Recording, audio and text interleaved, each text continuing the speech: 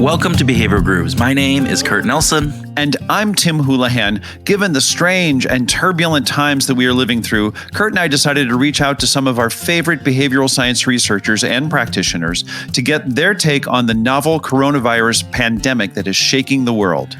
These special edition episodes will explore a variety of different aspects of the crisis and our response to each of those aspects through a behavioral lens. We know that you may feel overwhelmed by the crisis already. It seems every news story, every social media thread, every phone conversation that we have is focused on some aspect of the pandemic right now. While the news and updated information are essential, we're going to take a different tact. We want to try to understand the science behind our reactions and our behaviors and how science can help us cope and move beyond the current crisis. In each episode, we talk with a different behavioral science expert and get their best thinking on an aspect of the crisis. So sit back, take a deep breath, and listen to our special series on behavioral science and the coronavirus pandemic. Liz Fosslien is head of content at HUMU, which combines people science and machine learning to create breakthroughs on every people-centric measurement. Liz is also the co-author and illustrator of No Hard Feelings, The Secret Power of Embracing Emotions at Work. And by the way, she was our guest on episode 56. So welcome back to Behavioral Grooves, Liz. Hi, Tim and Kurt. Great to be back. Oh, we are happy to have you. So, Liz, we're talking about the coronavirus outbreak and the COVID-19 epidemic, and most importantly with you, because you have done a ton of work around emotions in work and how those impact how we perform, but also just the emotional aspect and fatigue and other things that happen sometimes in that. So we want to understand from your perspective, right? How has this crisis impacted the emotions that we're feeling at this time, and particularly as we think about work and the way that we're working? Yeah, I think it's definitely an unprecedented time. So many people are now working from home for the very first time. And then there's a whole group of people who can't do that and have to go, like cashiers, pilots who still have to go do their job. And so I think there's an additional stress of just being concerned about like being around so many people, the risks involved with that, but still obviously wanting to contribute to society, not totally breaking down at this point. So I would say just like unsurprisingly to anyone, I'm sure, peak stress and a lot of, I think it's not just, I've heard from some of my colleagues, my office has been working from home for about a week now. Mm-hmm. And a lot of my colleagues who have kids and spouses, it's like redefining what it means to have a workplace and what it means to like have work hours. So there's not only this like broad global uncertainty, but I think there's a lot of uncertainty even about like, okay, when am I actually going to be able to get my work done today? Mm. Yeah. So talk about that a little bit more. How is that, or why is that different for everybody working at home compared to when they were working in offices? Yeah. So when you go into the office, I mean, there's so many differences and there's definitely small things you can do to make the transition easier. But the biggest one is you just don't have these sort of informal bump-ins anymore, right? So walking to a meeting, walking out of a meeting, running into someone in the bathroom, in the lobby, getting coffee, getting lunch, swinging by someone's desk. There's just all these opportunities we have when we're in the same location to praise one another, to share, like just quickly ask someone a question, catch up on our personal lives. And I think we don't even realize how much we do that when we're together. And so now working from home, it just requires more effort into like reaching out, setting up time at the beginning and end of each meeting to say like, how are you doing? What's going on? I've heard a lot of people actually have just started bringing pets and kids into video chat conferences. So it's like, this is inevitable. It's here. Let's just have it be part of our lives and get to know each other on that personal level. But just, I think the sense of isolation, both from an emotional standpoint and from a productivity standpoint, can be rough if you've never done it before. Yeah, I think, one of the things that is occurring is this idea that I thought you brought up really great is this, people are we didn't notice the impact that we were just walking around and talking to people before, but now that it's gone, now that we don't have that opportunity, as you said, to bump in to people, right? we miss it. It's one of those human factors that we as people, we like those social interactions. Most of us, I will qualify that. We like those social interactions, and we get energy from that in various different things. And so having not really noticing the impact that had to now having it be gone, I think could potentially have a powerful impact on how we work moving forward in the future. Definitely. I mean, one interesting thing, just to throw one quick fact that I've always loved, Google specifically has done research or did research in the past around when people are standing in line in the cafeteria to get their lunch, how long they should be standing in line to encourage them to start speaking to random people and have these little interactions that maybe lead to innovation, lead to new relationships, lead to collaboration. So there's so much research that's been done around like these chance serendipitous encounters and the benefits that arise. And now we don't have, I mean, unless what we did at my work now, that's all a bunch of ex-Googlers. So we've created like a virtual water cooler, which is just a Google Hangout that's always live. And if you're bored at any point in the day, you can just pop in, and there's usually a few people in there. So it's again like trying to continue this little serendipitous conversation thing, but way harder and takes a lot more effort and thought than it used to. Yeah, you bring up an interesting thing, like what Google studied. So did they actually make their lines? They slowed down the lunch service so that people were standing in line for the appropriate amount of time. That's a whole. I believe they did actually. Yeah. See, that's interesting. I know. Best Buy here in Minneapolis, when they built their headquarters, which was actually a long time ago, 10, 15 years now, but they built it such that all of the services, they had 4 different wings, but all of the things that you had to get from, your lunch to coffee, even, they didn't have coffee in the wings. They had it all in the central location to spur those random connections that you run in and bump into people just for that. And so it really is one of those aspects that I think is missing in this current work thing when, everybody's working from home. We don't have those things. And you have to be, as you said, you have to be more purposeful about it. And even with setting up, like you said, your virtual thing, you gotta actually plan to go out and do that and different things. So it sounds like the virtual water cooler is a really cool idea. What are some other things that companies could do to help bridge this gap that we have of intentionality? Yeah, so I think a lot of it is just, especially if you're a manager, just setting up the time. I mean, anyone can do this, but we've also done someone on Friday afternoon threw on like a virtual happy hour. And it was like, show up, wear a funny hat, have a drink. And so again, it's just about creating, because I think definitely I've found myself sliding into this in the past few days, is you just get into like efficiency mode because you're at your computer, you have all this time for heads down work. And so you just start like hammering away.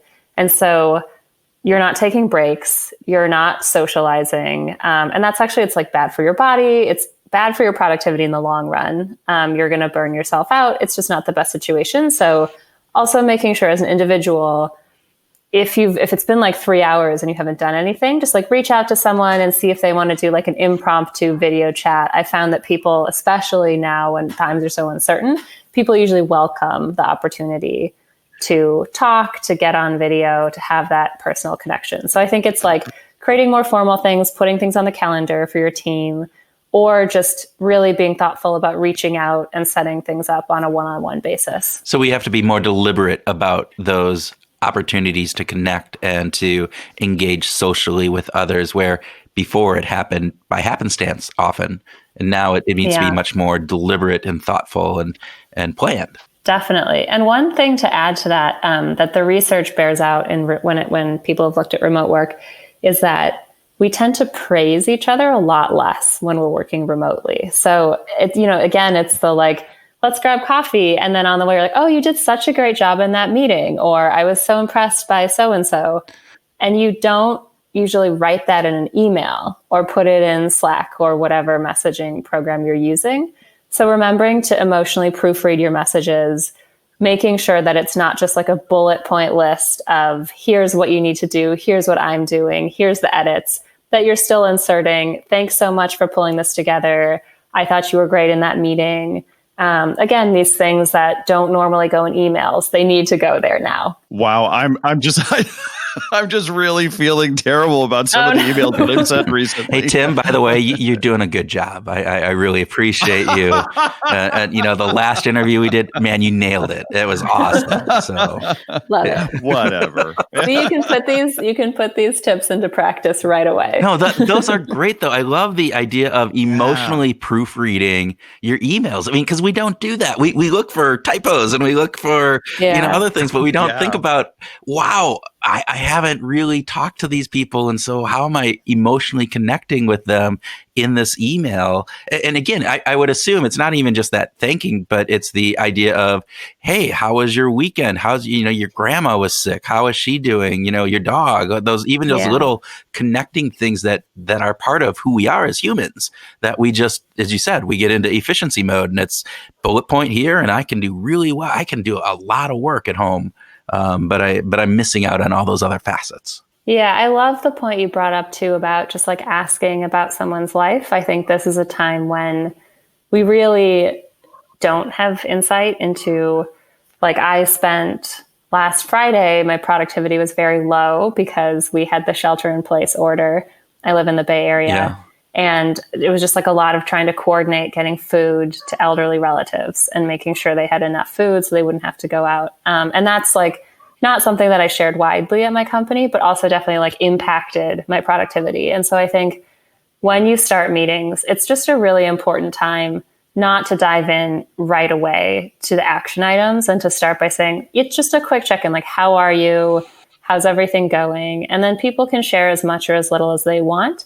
But it's nice to just acknowledge that this is an unusual time. Well, it's been, it's been interesting. And I wanted to talk about this because one of the things that I've noticed, and maybe I hope it's not unique to me, but it may be, but the vast majority of my conversations have all started off with, how are you responding to this crisis? And so it has been crisis specific, right? So it's like, oh, this has impacted me this way, this is that, and these are the different things. And then talking about, the spread of it and how it's going to impact us in the future and different things. But I don't think we necessarily go to the personal side to that degree. There's a little bit of, my kids are now at home and I'm talking about what it's like for them and some of that. But my question around that is there a point, in your opinion, where we can get to an emotional fatigue, where we are just so worn out by all of the stress, all of the talking about this, that we just, it actually shuts us down to actually hearing more about these types of things, even if it is on a personal level? I mean, I experienced that yesterday when I put a ban on myself, only check the news 10 minutes a day. Oh, man. Wow. Yeah. Wow. Because I would just get sucked into the Twitter vortex of doom. I definitely think that. I think it's people say this about grief, that it sort of comes and goes in waves. It's not sort of a linear path. And I think that will be true for the foreseeable future. I think people will be in different places at different times. And so the biggest thing I'd say is, I think it's still good to check in. And then it's good just to be conscious of, if someone's like, oh, everything's fine, and they just don't want to talk about it, then just, move the conversation along. The check-in, it should never be forced. Like, let's get into this deep thing. If the other person doesn't want to, great. On Slack too, that's how we primarily communicate on my team. People have been posting funny memes and pictures and photos with their pets. And there are days when, like when I was trying to get food for relatives, I just wasn't in the mood. Right. But I also had empathy for them. And I just said, I'm not going to check this channel. It's totally reasonable that they want to have some lighthearted fun right now. I don't feel that, but it's fine. And we're in different places, and that might reverse in a week. And so just giving people the space to have feelings, both positive and negative, I think we're all going to go through a series of reactions. How do you think this is going to change the way that we work in the future? Yeah, it's fascinating. I don't know. My one thing, this doesn't really have to do with work, but I would guess that a lot of touch stuff will go to voice activated. So elevator buttons, I can see that there's a push for that to be voice activated. That's not work, but that seems good. And then in work, I don't know. I think probably a decent percentage of people will realize they can work from home, and maybe want that. And employers might be more open to that in the future, especially in the Bay. Thinking about living somewhere else where I can afford a house with a yard sounds pretty magical. But then, I think there's also, I know I have many extroverted friends who are very miserable right now.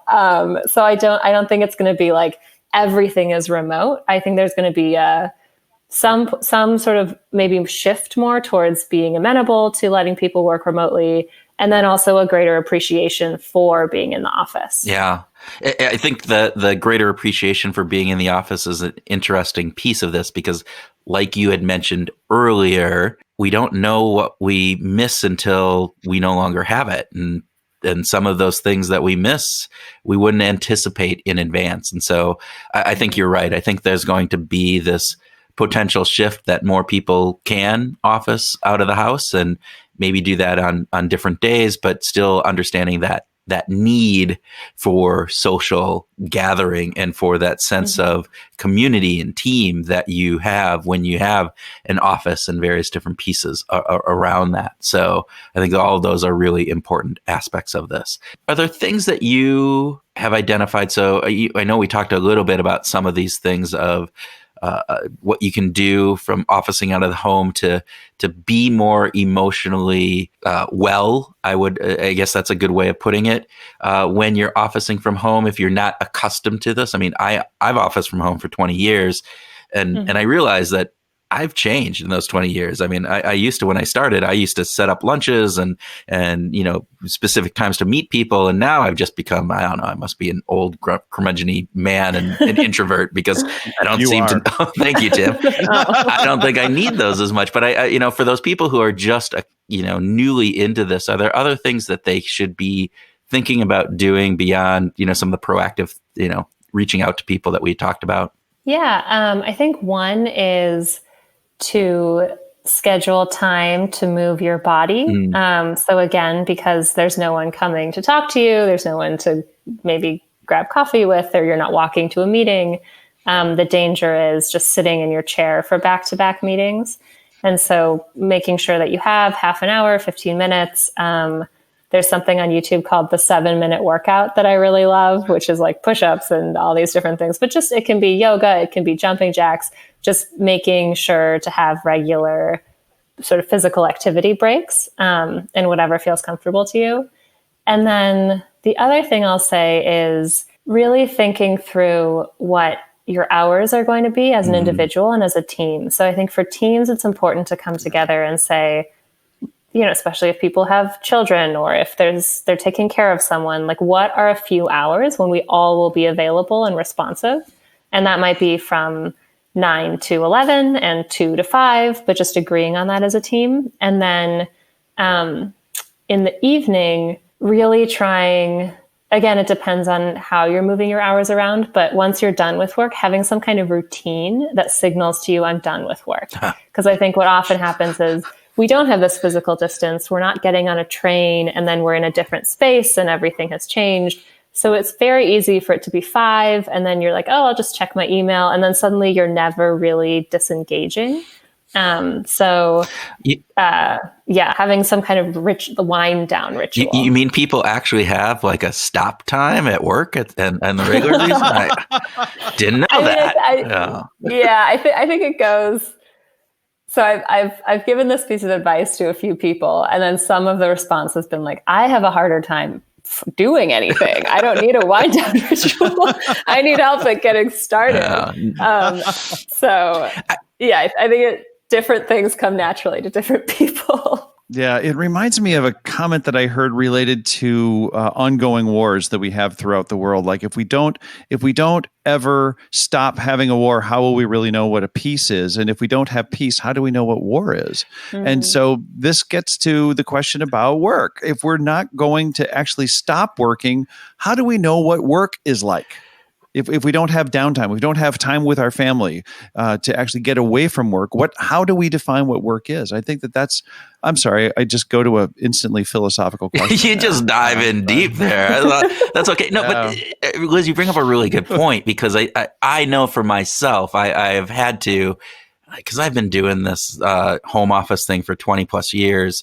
And there are times, I know specifically when I was younger and whatever, you would just keep going, and you'd stop for dinner, and then it's like so easy. My office is right there; it's right over there. I can just go in. I'm just going to check those emails, and then 4 hours later, it's midnight, and you're going, "What the hell happened?" And we can so easily just do that without being purposeful or thinking about it. And then that weighs in even more. So all of a sudden that emotional aspect, because now you've done that 4 hours of work, you got less sleep, you have no time to just have some downtime and to decompress from everything else. So those are really good insights. Do you have anything that you do to, signify to yourself, I'm not going to go into the office? Or what routines have you built out? That's a really good question. I don't know if I have routines. I do have a wife and kids that, bug me enough in the right way. Well, sometimes in the right way. No, but I did notice that once I had a family, it was much different than when it was just me and my wife, right? And that was where it would just kind of, we would go off and it would just be kind of isolated, kind of doing this. But with kids, you need to actually spend that time. So I have actually just got to the point where what I do, and I don't know if this is a routine so much, but when I'm done, like when I kind of at that 5 o'clock, sometimes 4 o'clock kind of things that we would, it's shut down time, and then it's kind of done for the day, unless I get an emergency email or text or different things. I do know that with my kids in school, I actually pick up my daughter who's in elementary school. And so every day, Tim knows this, because I gotta quit at 4. I'm done because I got to go pick up my daughter at 4. And I usually do not come back into work after that, unless there's, I have a project or something that is due the next day that I haven't finished. But that's a thing with the kids being out of school. That's gone. And I have noticed actually in the past, 2 days, it's only been 2 days. I've been going till 5:30, 6 o'clock, and I'm going, oh, I got to stop. I mean, this is, you get caught up, as you said, you get in the efficiency mode, you're going, you're writing, you're doing whatever it is, and you just forget about the time. There's 2 things that I do, Liz. The first thing that I do is that when I'm done with the workday, whatever time that is, I intentionally shut down my computer and close the laptop, and I shut it off, so that it takes more work. There's some friction then to get back into work. And then the second thing I've been doing, and we've talked to a lot of people about whether or not we've asked this question in the speed round of, would you rather give up your mobile phone or your laptop for a year? And the vast majority of people are willing to come back and say, I'd rather give up my mobile phone because I can live with a laptop, but I can't imagine living without a laptop. And so I've been just in the last 6 months or so, when I'm done with work, I take my phone and I put it on my nightstand where I'll get it the next morning. And so I'm just divorced from the mobile phone for the evening. And it's not that stuff that isn't happening. It certainly could be, but it's just at a much lower volume. Yeah, Tim, I think that shows that we're interviewing a lot of older people as opposed to the younger generation. Well, no, we've seen this. I remember this with people who are in their 20s. Yeah, have told us the same thing. Yeah, I cannot type on a mobile phone. Like somehow I just need the big screen and I need the freedom. So I think when it comes to work, I want my laptop. Yeah. So I think one of the things that this is, and I don't know if this is a question, is more of a statement. is the idea that this crisis has really identified a number of factors that go into our work, into our life, actually, that we've taken for granted for a long time, mostly as it relates to emotional and social connection. I think that we have not taken the importance of or we've not realized how important that social connection is to our emotional well-being. And, I've done a lot of work with motivation. And one of the models that we talk about from motivation is this 4 Drive model developed by Lawrence and Noria. It's Nitin Noria. He's the guy at Harvard. God, it's crazy already. But one of the things that they talk about is there's a drive to acquire and achieve is the first one. But the second one is this bond and belong, this bond and belong drive. And I know when I've talked with leaders and organizations before, that's the one that they kind of, that's the team, the feeling good kind of fun thing and bonding. And that's not really hard. And it just happens. Right. And I think what maybe, and what I'm hopeful for is that leaders start to realize that the bond and belong drive that we have, the social need for connection, is one that we can't just dismiss out of hand. And, we should probably pay more attention to it when work comes back into well-being. So I don't think there's a question there. I don't know if you agree or don't agree. Yeah. I mean, we talk about belonging in the book, and that sense of feeling part of a community. Someone cares about you personally. Even if you make a mistake, it's okay. You're still on the team. And a lot of usually people in finance departments will push back when I bring this up and say like, okay, great, but who cares? It doesn't seem like a necessity. How does it impact the bottom line? And they actually at LinkedIn, the CHRO, who's now left, but she was there formerly, Pat Waters, she did one year, she inserted 4 statements about belonging into the annual employee engagement survey. Okay. And she didn't ask anyone. And then they had everyone at LinkedIn take the survey. And then when her data team ran the analysis, they found that the 2 statements that were most predictive of whether or not someone was going to stay or leave within the next 6 months were how much strongly they agreed with someone at work cares about me personally. And if I make a mistake, I still feel safe. And so belonging, definitely shows up in like creativity, productivity, but it really shows up in retention. Yeah. And so I think that's one of the concerns with remote work too, is that if people feel less belonging, they also, if someone else offers them more money, it's just like, great, I'm going to switch over there, because there's not that glue keeping them stuck to the organization, not stuck, but keeping them like wanting to stay at that organization as much as there used to be. I love ending on that. I just didn't want to say a word because that was just such a terrific way to end.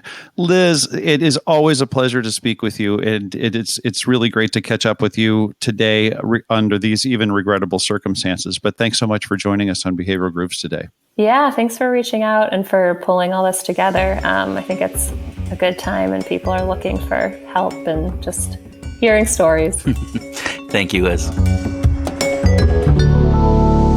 Welcome to the special edition of the Grooming Session, where Tim and I groove on some of the ideas and concepts that were inspired by our conversation with Liz. So, Tim, what are some of the key things that you're taking away from this conversation? Well, let's start with the bump-ins, the informal bump-ins, right, that happen at work that don't happen at home. So that brings about a need for us to be more intentional in the way we communicate.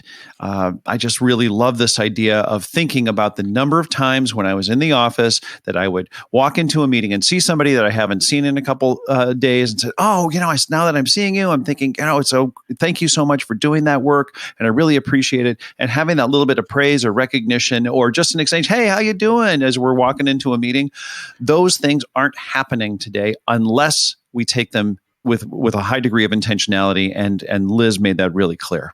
And I think what was really apparent for me is the fact that when we had those bump-ins in the office, in our work life before, we didn't understand the power that they brought, that the idea of just having those conversations as you're walking down the hallway, going to that meeting for 20 seconds, the impact that has on our social well-being, on the performance that we have, because you might gain some additional information that you didn't know, on just the idea of feeling appreciated, to her point of saying, we realize that we do a lot of appreciation and recognition in those informal moments that we don't do now on email. So it's one of those elements from my perspective that you don't know what you have until it's gone. And now that it's gone, I hope people will be much more reflective and appreciative of those moments. So I think that's a big, big piece. You and I have talked about work as a community a lot over the years and how important the community of work is. And one of the threads that binds the community of work together is our personal lives. By actually being vulnerable to each other, introducing what's going on in our lives, having the, oh man, I'm really struggling with what to do with my aging parents kind of a thing with our coworkers. And when we're working from home and it's just, keep the head down and get the work done and write the damn emails, then we're going to miss out on that unless we're intentional about it. I loved when Liz talked about, I just go into efficiency mode. That was it. Yes. Yeah. It was. I get that because I do that because I've officed from the home for a lot. I've talked to people about this because I go, I don't know if I could go back into an office environment and work, because I work in these bursts that are just really efficient, that I go for a couple hours and get a lot done. And if I had interruptions and bump-ins in between there, I don't know if I could work that well.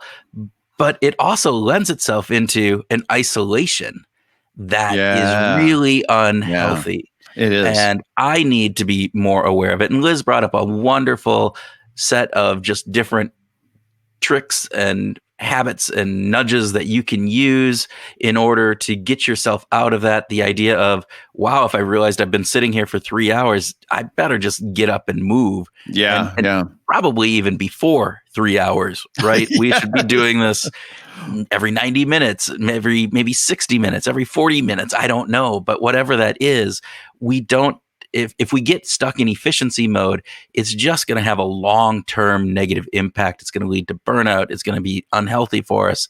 It's going to lead to a whole bunch of different things. So the idea of being purposeful, of having those reach out to people to connect socially and emotionally, but also to take time and get out of the efficiency mode, take a little break, take a little relief. Make sure you're doing that to keep yourself well.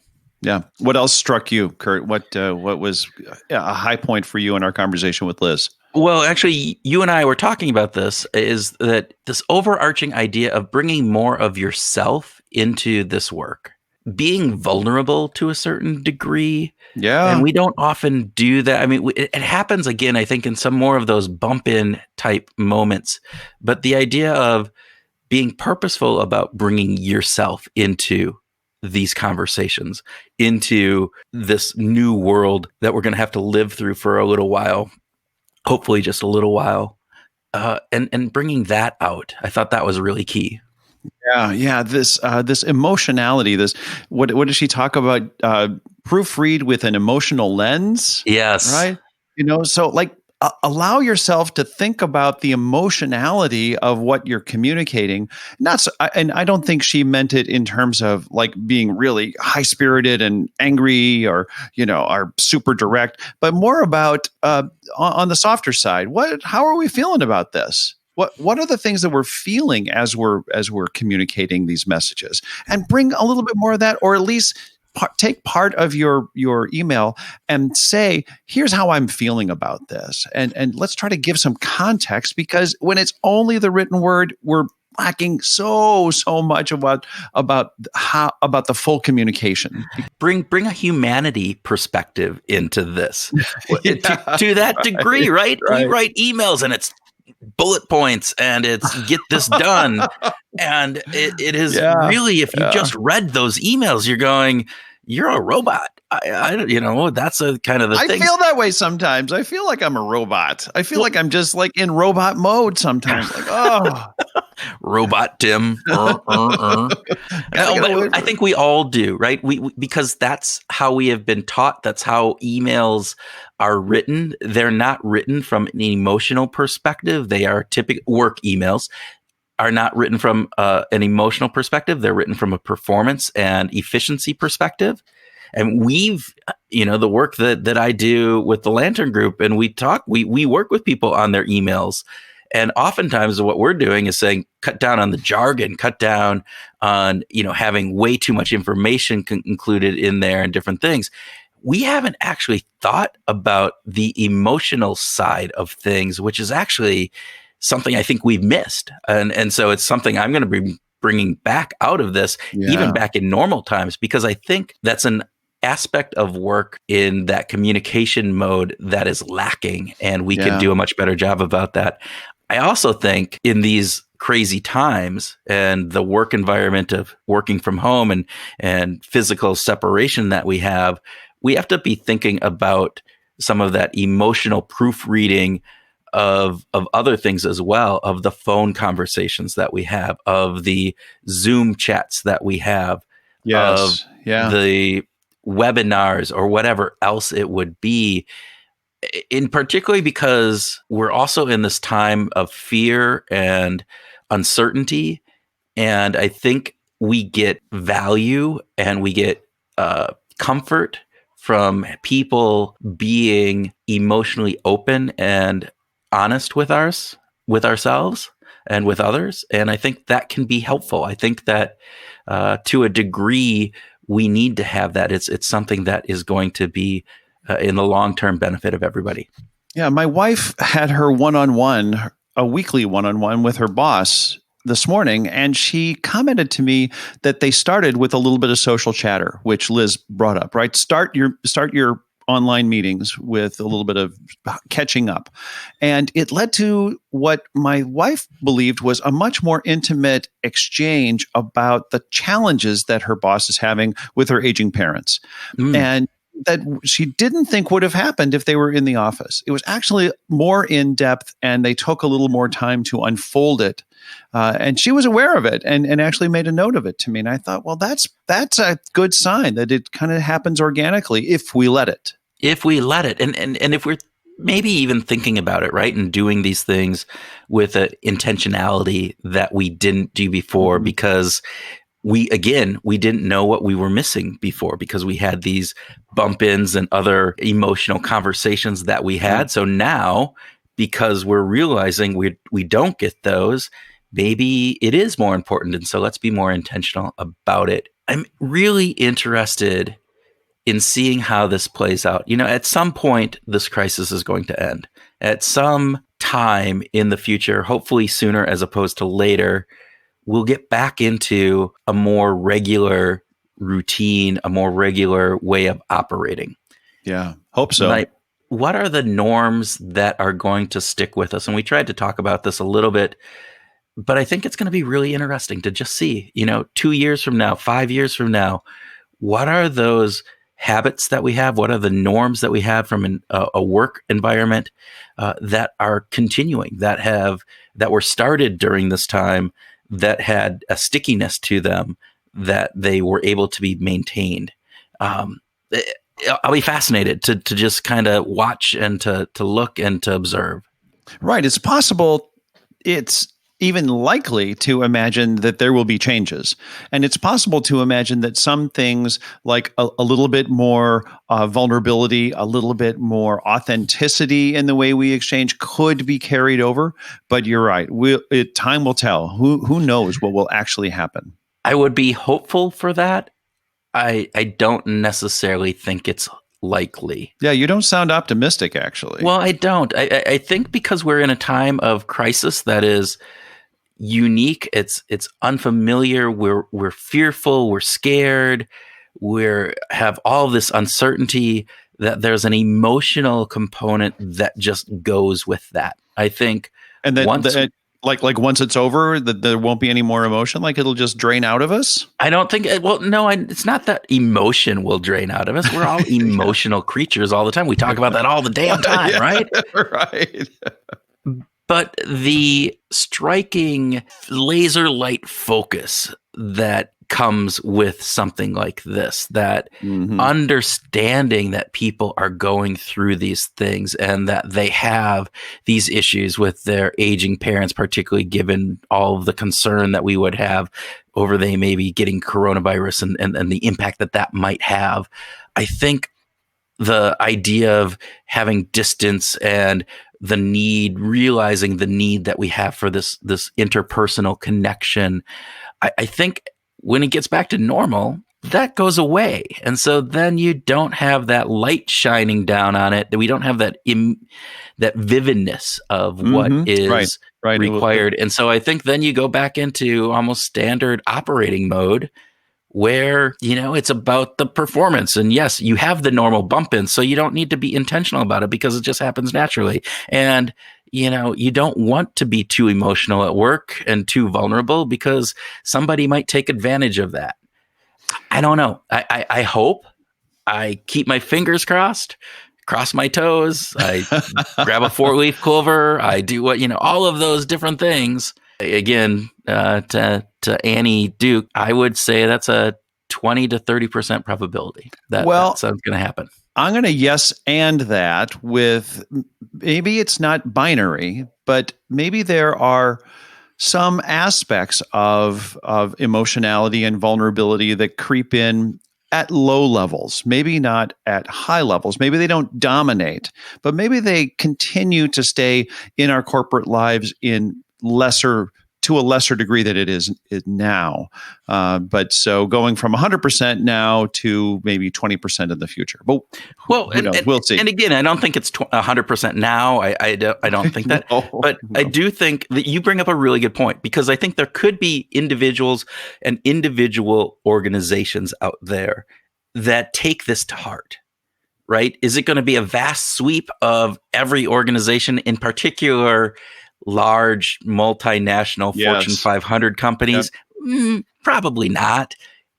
In smaller companies where you see the impact that this has, because you have 5, 10, 50 people working there, and you have a leader that recognizes this and is leading that charge, maybe. And that would be a good thing.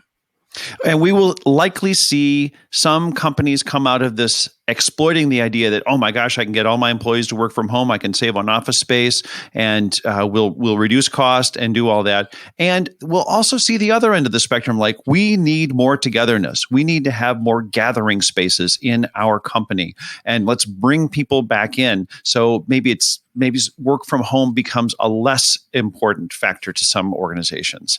Well, and it might be a mix of those models, understanding, hey, there's some really great things about working from home, and hey, it's a lot easier than we thought, right? There, we have the technology, we can do it. People, and you get an efficiency mode in that moment, and you can get a lot done. But we also realize that we need that personal connection, and so it may be a mixed model, which could work out. I think could be interesting. Again, it could be cost savings for the organization.